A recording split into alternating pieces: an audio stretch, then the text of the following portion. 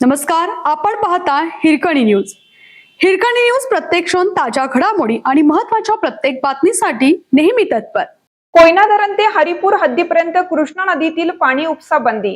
सातारा व सांगली जिल्ह्यातील कृष्णा नदीवर कोयना धरण ते हरिपूर हद्दीपर्यंत आज 4 जून ते 8 जून या कालावधीत उपसाबंदी आदेश लागू करण्यात आला आहे. कोयना धरणातील उपलब्ध पाणीसाठ्याचे नियोजन करणे आणि ते पुरवून वापरणे अत्यावश्यक असल्याने प्रशासनाने हा निर्णय घेतला आहे.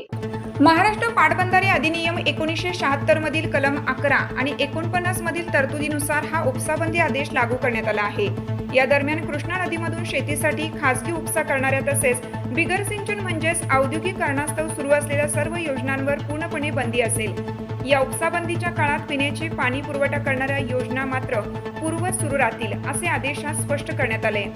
सद्यस्थिती आणि प्राप्त परिस्थितीचा आढावा घेऊन पुढील नियोजन केलं जाईल असे प्रशासनाच्या वतीने सांगण्यात आलं आहे.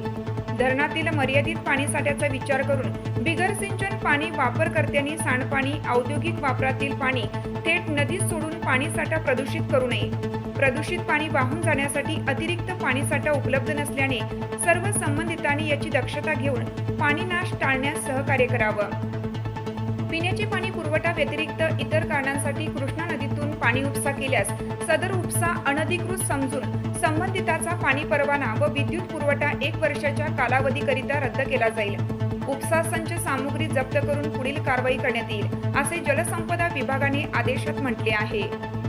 आपल्या हिरकणी न्यूज चॅनलला लाईक करा, शेअर करा आणि सबस्क्राईब करायला विसरू नका आणि रहा अपडेट.